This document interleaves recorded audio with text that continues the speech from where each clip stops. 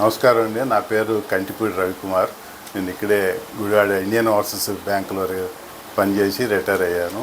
నేను కూడా అర్బన్ బ్యాంకులో గతంలో బోర్డ్ ఆఫ్ మేనేజ్మెంట్ అని ఆర్బీఐ ద్వారా నియమితులై ఇక్కడ పనిచేశాను.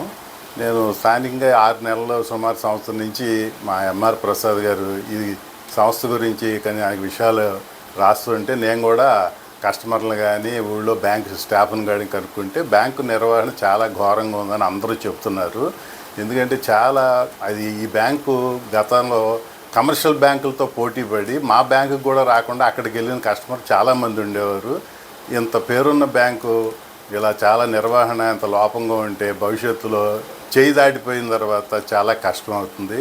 చాలా చోట్ల కోఆపరేటివ్ బ్యాంకులు ఫెయిల్ అయిపోయి ఆ తర్వాత డిపాజిటర్లు అంతా గోలగోలు చేసి పెద్ద గొడవలు జరిగినాయి.